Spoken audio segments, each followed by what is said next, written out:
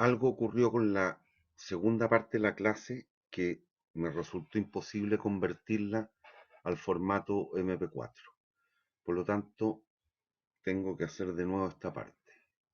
Recuerden, hemos agregado una pregunta B. ¿Qué ocurre si ahora el precio del bien X sube a Px1 igual 4 unidades monetarias por unidad física? Y nos piden calcular las curvas de demanda. La nominal ya la tenemos. Y nos piden calcular las curvas de demanda reales según Hicks, es decir, con utilidad constante, y según Slutsky, con canasta constante.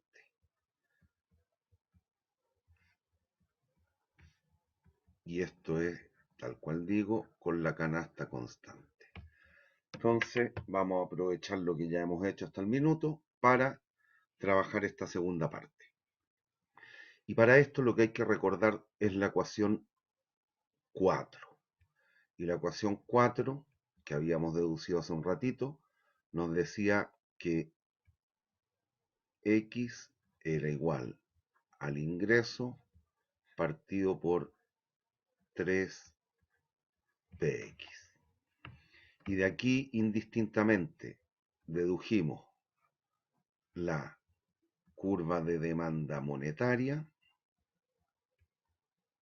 con ingreso nominal constante y la curva de Engel. Esta es la función de demanda y para efectos de representarla gráficamente, recuerden, asumíamos que una serie de atributos o factores permanecían bajo la condición de ceteris paribus. Por lo tanto, al reemplazar en este caso el ingreso, podemos decir entonces que la curva de demanda del bien X será 20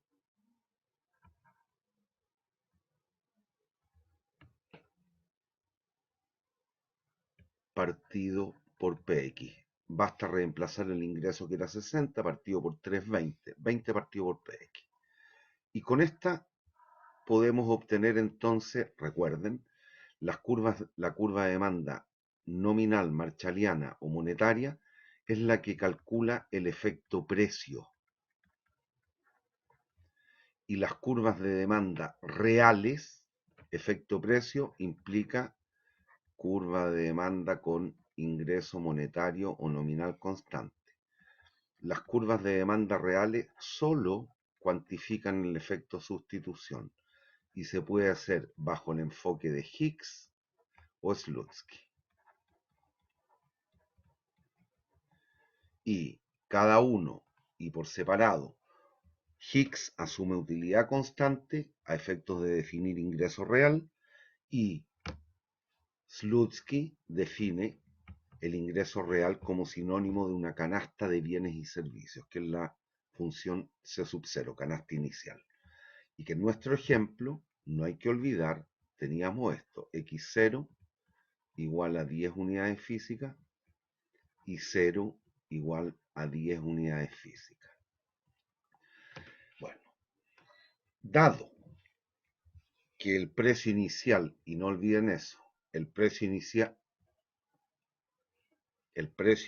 de X era Px0 igual 2 unidades monetarias partido por unidad física. El precio final de X, Px1 es 4 unidades monetarias por unidad física. Esto implica, lo que ya sabemos, que X0 es igual a 10 unidades físicas y X1 reemplazando en la ecuación 3 asterisco, calculamos el efecto precio y esto implica que X1 es lo que nos va a permitir calcular el efecto precio, a eso me refiero, reemplazamos el precio por 4, por lo tanto nos queda que la cantidad demandada es 5 unidades físicas. Con esto ya tenemos el efecto precio, que es único y se mide a través de la curva de demanda monetaria, nominal o marshalliana. es la diferencia entre x1 y x0, es decir, 5 menos 10, cantidad final menos cantidad inicial, 5 unidades físicas. Bien, esperando que no hayan dudas hasta aquí, que es lo que manifestaron hace un rato, pero estoy haciendo la grabación de nuevo, vamos a la lámina siguiente. Ahora lo que vamos a hacer es trabajar con la curva de demanda compensada o real a la Higgs. Y aquí lo que nos restaría es calcular la utilidad. La función de utilidad, recuerden, era x por y al cuadrado. Reemplazamos los valores x por y al cuadrado. Y al cuadrado 100 por 10, 1000. La utilidad inicial, que es el dato que requerimos a efectos de deducir la curva de demanda a la Higgs, útiles. Serían 1000 útiles. Voy a la lámina siguiente.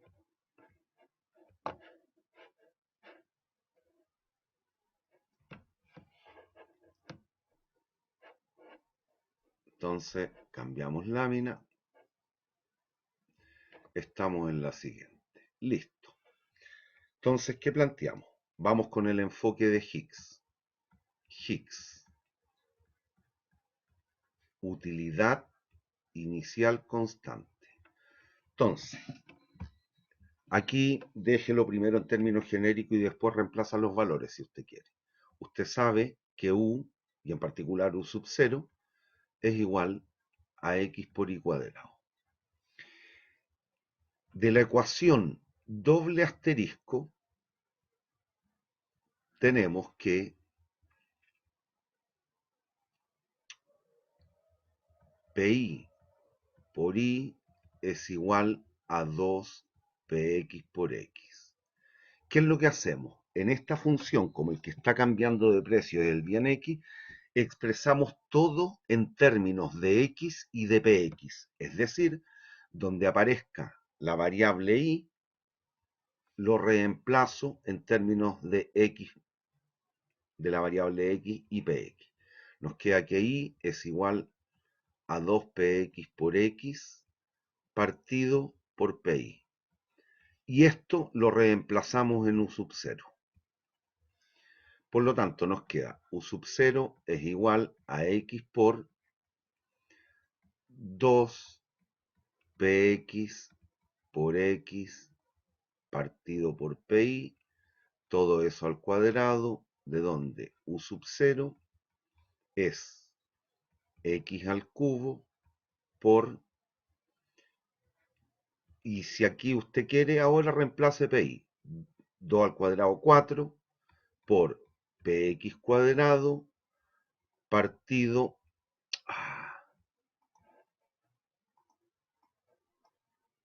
no puedo borrar, partido por pi al cuadrado. Lo voy a dejar por ahora así. Y ahora reemplazo los valores. U sub 0 entonces es igual a x al cubo por pi vale 4, 4 al cuadrado 16, por px cuadrado partido por 4. Finalmente, x al cubo es 4 u sub 0 partido por px al cuadrado. Despejé x cubo. Y entonces, finalmente, la función de demanda a la Higgs es raíz cúbica de, y ahora reemplazo el u sub 0, valía 1000, recuerden la lámina anterior, 4000 partido por px cuadrado. ¿Y qué hacemos? Tenemos que verificar que x sub 0, la cantidad inicial que eran 10, está contenida en esta curva de demanda. Basta reemplazar. En la situación inicial px valía 2, por lo tanto nos queda 2 al cuadrado 4, 4000 partido por 4000, raíz cúbica de 1000, 10. Es decir, x sub 0, dado un precio X sub 0, que eran 2 unidades monetarias, es 10 unidades físicas. Está correcta en principio la curva de Mandala Hicks. Y ahora finalmente, ¿qué es lo que hacemos? Perfecto, ir determinando el efecto sustitución y efecto ingreso a la Hicks, reemplazar el precio final. El precio final es 4. Por lo tanto, nos queda 4 al cuadrado 16. Déjenme ocupar la calculadora.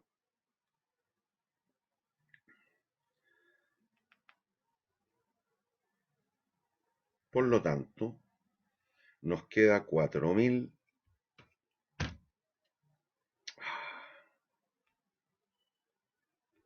No me quiere abrir la calculadora ahora. 4000 partido por 16. Y todo eso elevado a un tercio.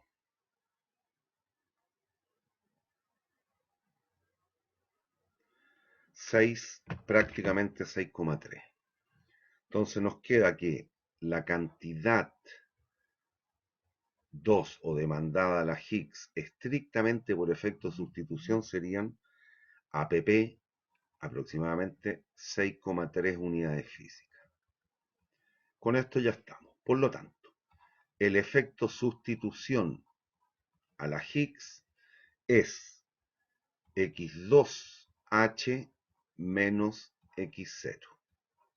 Es decir, 6,3 menos 10, la cantidad final menos la cantidad inicial, x1 menos x0, que en este caso el x1 es x2h, y eso es igual a menos 3,7 unidades físicas.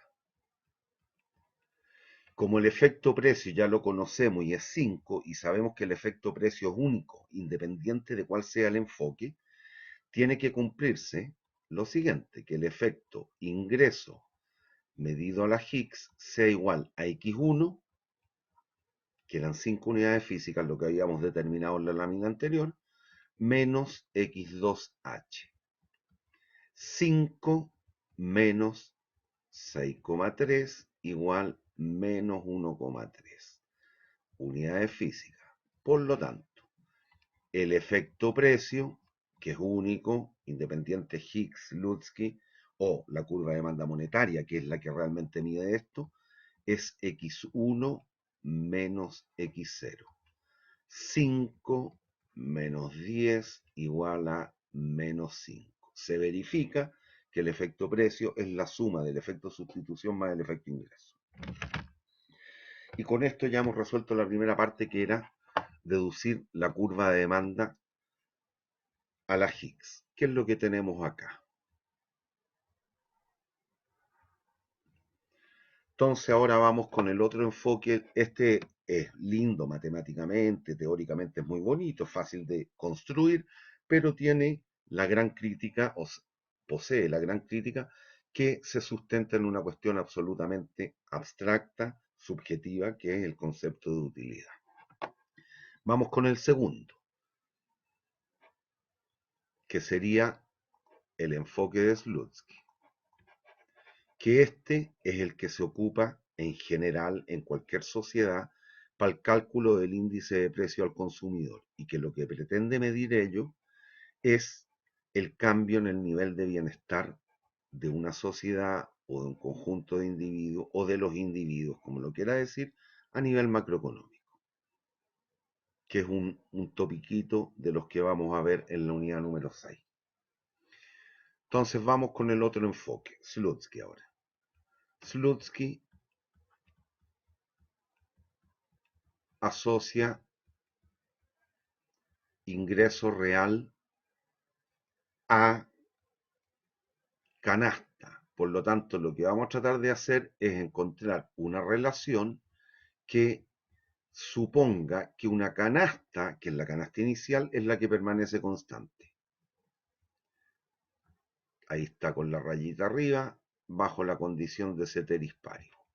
Y la canasta inicial, si recuerdan las láminas anteriores, es x0 igual a 10 unidades físicas y sub 0 igual a 10 unidades físicas. Es decir, ingresos nominales que sean distintos, pero que permitan al individuo, si es que éste quiere, consumir esta canasta inicial en términos reales para Slutsky serán iguales. ¿Y eso en qué consiste? En lo siguiente, fíjense, aquí sí es determinante la determinación del ingreso ficticio a la Slutsky. Y el ingreso ficticio, es decir, aquel ingreso nominal que permita, si es que el individuo quiere, consumir una misma canasta de bienes y servicios, 10 y 10 en este caso de cada uno de los dos bienes, 10 unidades de X, 10 unidades de Y, dependiendo del precio de X, esto será precio de X, PX, independiente de cuál sea este, por la canasta, 10 unidades de X, más el precio del bien Y, que era 4, por la cantidad consumida en el óptimo del bien Y. Y la canasta inicial nos indicaba que Y sub 0 era 10. Por lo tanto, nos queda que el ingreso ficticio medido a la Slutsky va a ser igual a 40 pesos más 10 por PX. Y fue así como al inicio. Cuando el precio del bien X era 2, significaba que con un ingreso de 60 pesos el tipo optimizaba consumiendo 10 unidades de cada uno de los bienes. Si ahora el precio es 4, que es lo que nos indican en la pregunta, ¿qué pasa si el precio del bien X ahora sube a 4 pesos por unidad física? ¿Qué es lo que ocurre? Que el ingreso que debiera disponer el individuo debiera ser de 80 pesos. Si quiere seguir consumiendo 10 unidades de X y dado que cada una de ellas ahora va a costar 4 pesos, requiere 40 pesos para gastar en X y también, en este caso en particular, 40 pesos para gastar en Y, dado que el precio del bien Y también era 4. 4 por 10, 40. Y así sucesivamente. Si el precio del bien X baja a 1 peso, ¿qué significaría? ¿Con qué ingreso el tipo, si es que quisiera, podría consumir las 10 unidades de cada uno de los bienes? Con 50 pesitos. Son los 40 más 10 por el precio de X. Si PX vale 1, 50. Y así sucesivamente. ¿Y qué es lo que debe darse entonces? Que este ingreso ficticio tiene que ser igual al ingreso o a la ecuación no doble asterisco, a la ecuación número 4, que era la que teníamos, y que nos decía lo siguiente. La ecuación 4 decía 3px por x era igual al ingreso. Y estos, en el óptimo, que es lo que hicimos en la pregunta A, y estos dos tienen que ser absolutamente equivalentes. Por lo tanto, los igualo. Entonces, ¿qué nos queda? 3px por x es igual a 40 más 10px. Despejen x. ¿Qué nos va a quedar? Que la función de demanda a la Slutsky será ahora igual entonces a 40 partido por 3px más 10px partido por 3px, 10 tercios. Esta es la curva, o la curva de demanda a la Slutsky. Verificamos el punto inicial. En el punto inicial el precio del bien X era 2. 3 por 2, 6. 40 partido por 6, 40 sextos. Esa fracción es reductible. 40 sextos es lo mismo que 20 tercios. 20 tercios más 10 tercios, 30 tercios. Es decir, el punto inicial está contenido en la función. Estamos ok hasta aquí. Y entonces, tenemos que x0, ya lo sabíamos, 10 unidades físicas, ahí está. Calculamos el x2 medido a la Slutsky, es decir, la cantidad consumida solo por efecto sustitución, dado el enfoque de Slutsky. ¿Qué hacemos? Reemplazamos el nuevo precio. El nuevo precio es 4, por lo tanto nos queda 3 por 4, 12. 40 partido por 12, 20 partido por 6, 10 partido por 3, 10 tercios más 10 tercios, 20 tercios. Es decir, la cantidad medida la Slutsky estrictamente por efecto sustitución serán 20 tercios de unidades físicas. Y entonces finalmente nos queda el efecto sustitución a la Slutsky va a ser igual a x2s menos x0. 6,6 menos 10 igual menos 3,3 unidades físicas.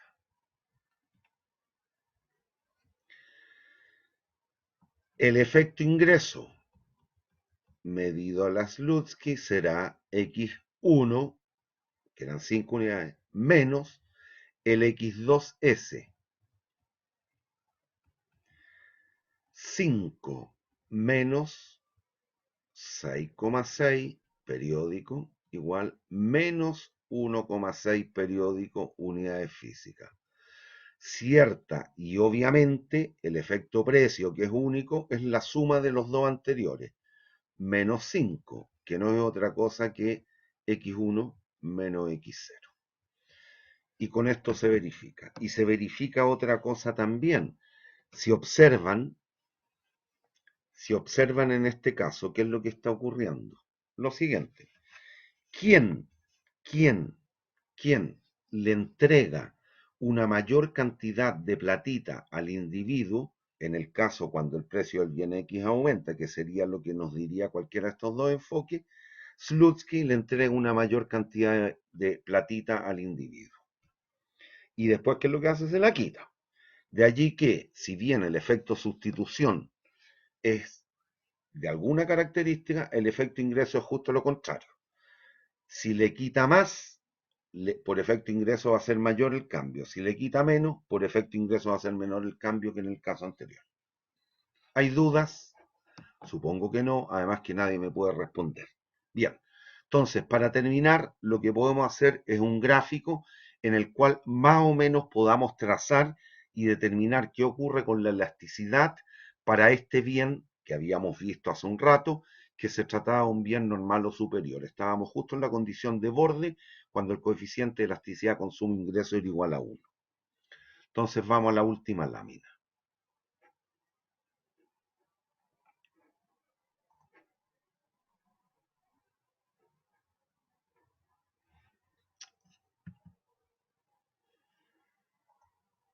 Ya, nos vamos a una laminita en blanco.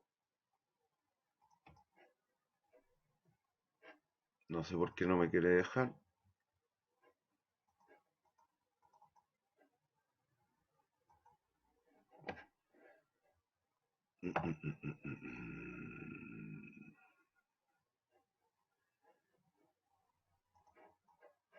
Entonces nos vamos a una laminita en blanco.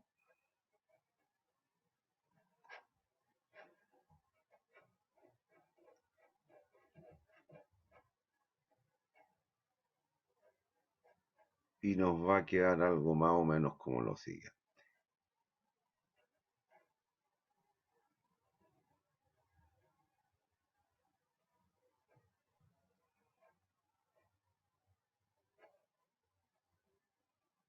Vamos a proyectar.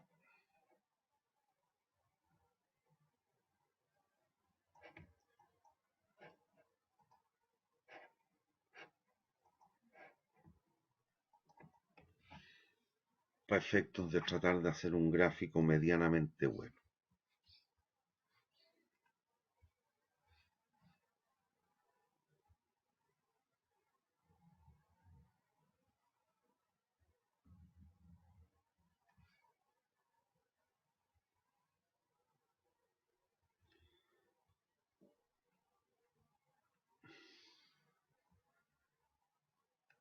Ah, también debiéramos hacer el otro gráfico. Lo hago aquí en más chiquitito.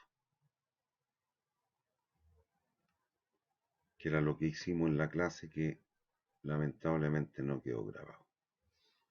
Ya, vamos a graficar las condiciones de optimalidad. Y X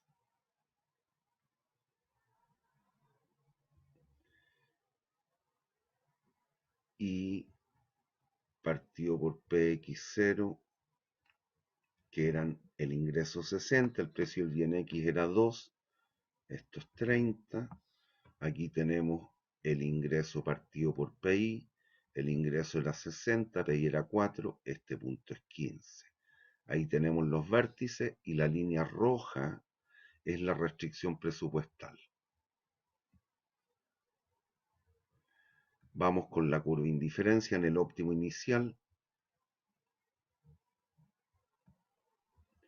En el óptimo inicial. Pero ¿y por qué no me quiere tomar el color azul?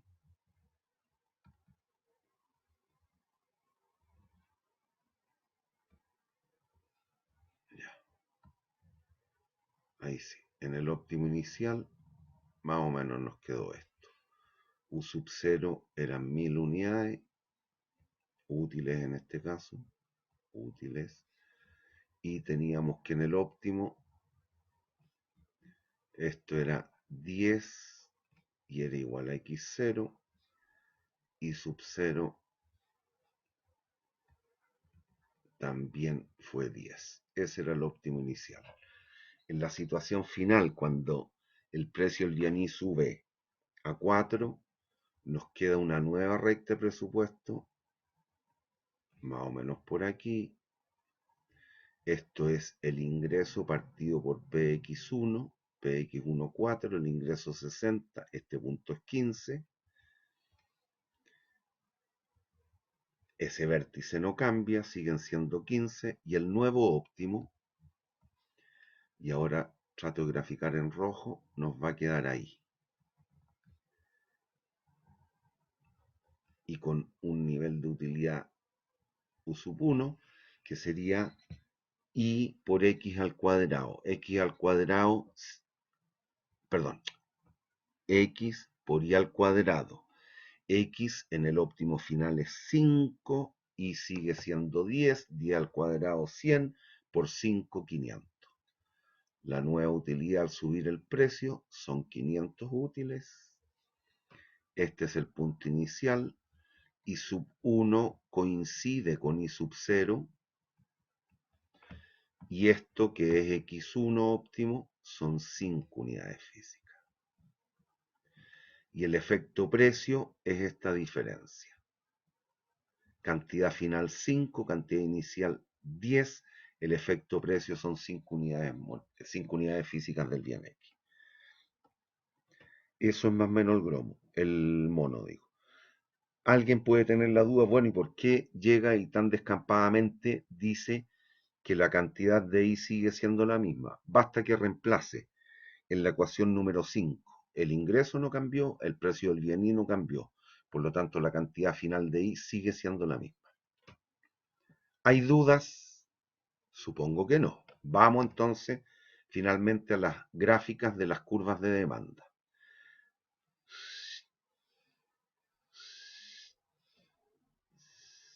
Ya. Precio del bien X. X. Déjenme. Ya. Esta es la demanda monetaria. Aquí las vamos a escribir para que no nos confundamos. La demanda monetaria es la marshaliana o nominal. Es lo que hicimos en la primera parte del ejercicio, que se deduce en este caso para el bien X de la ecuación número 4.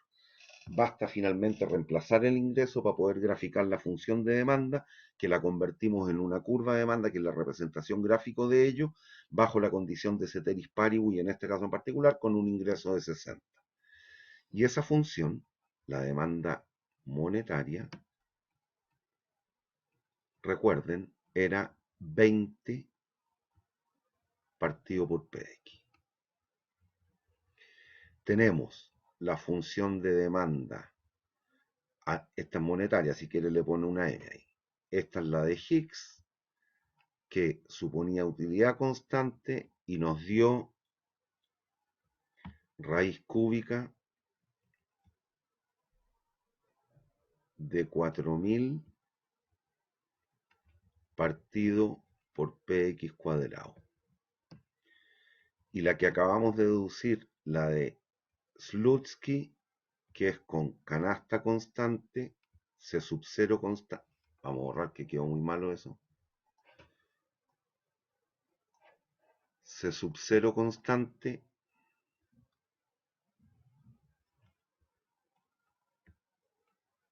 C sub 0 constante nos dio 10 tercios más, creo que era 40, partido por 3px. 6, 20 sextos, 10 tercios, sí, correcto. Si se dan cuenta, todas son funciones hiperbólicas, tienen una cierta característica. Y aquí nos quedó lo siguiente. Este era el punto inicial más o menos. X0, P0. A un precio de 2, la cantidad consumida en el óptimo era 10. Esto es X0 y esto es PX0. PX0. Y hemos visto a un precio PX1 lo que ha ocurrido. Entonces,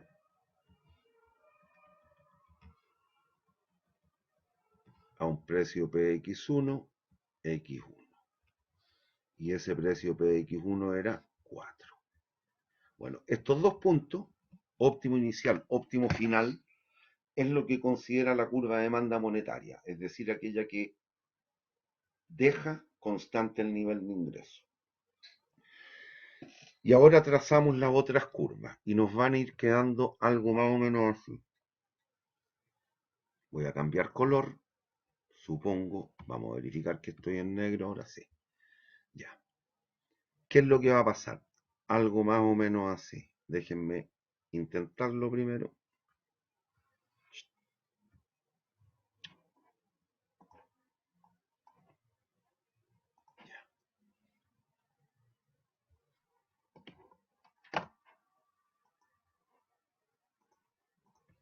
Déjenme intentarlo.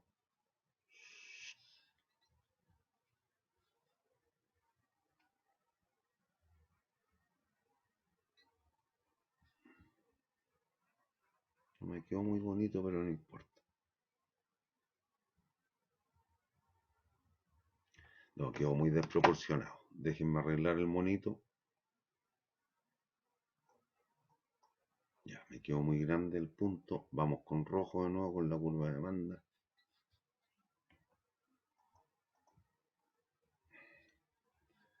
Ya, nos dio algo más o menos así. Una función hiperbólica.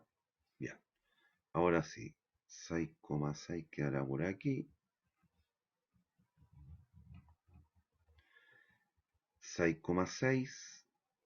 Este es el X2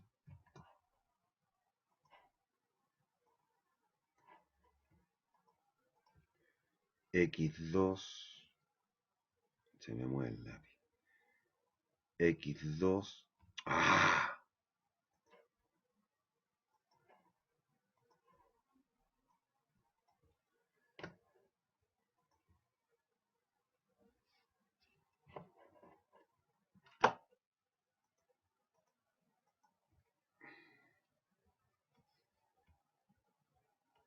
Esto es X2 a la Slutsky. Y ahora vamos a cambiar el color. Y va a pasar algo así.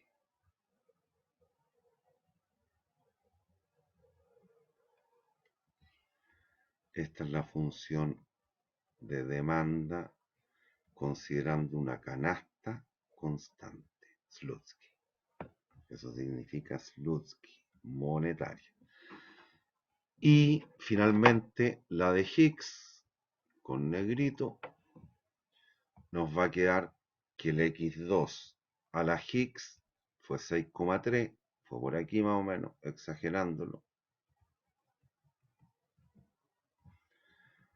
6,3 y ese puntito, ese, es el X2 medido a la Higgs. Y va a pasar algo como esto. Estas dos funciones, la negra y la azul, se tocan ahí, pero no se cruzan. me quedó redistorsionado el punto, pero no importa. Estas dos son las dos curvas de demanda compensada, son tangentes en el punto inicial, pero no se cortan. Y esta entonces finalmente es la curva de demanda considerando la utilidad constante, es decir, a la Higgs. Y si observan, como se trataba de un bien superior, o normal o superior como quiera, el efecto ingreso refuerza al efecto sustitución.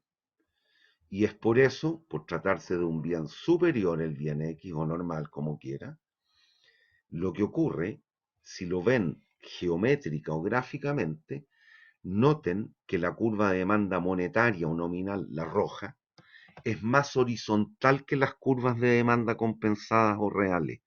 Es decir, es más elástica. ¿Y por qué? Por esto, porque el efecto ingreso refuerza al efecto sustitución y hace que el efecto precio sea en el mismo sentido que el efecto sustitución, pero magnificado por el aporte del efecto ingreso. Si hubiéramos visto una baja en el precio del bien X, en vez de un alza, como aquí yo lo subí a 4 el precio, si hubiéramos visto una baja, pasaría justamente lo mismo, pero para el otro sentido. Si el precio baja, se consume más. Por lo tanto, el efecto ingreso allí, siendo positivo, refuerza el efecto sustitución, que también sería positivo. En el caso que hemos analizado aquí en el ejercicio, ambos son negativos. Y el efecto ingreso refuerza el efecto sustitución, lo hace más negativo aún. Estos serían, esto me va a quedar un poquito distorsionado el monicaco. Este es el efecto sustitución a la Slutsky, el negrito hasta el 10, el efecto sustitución a la Higgs.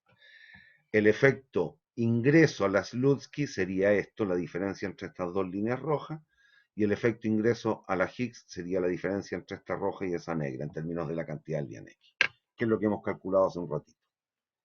Bien, supongo que con esto se aclara un poquito más.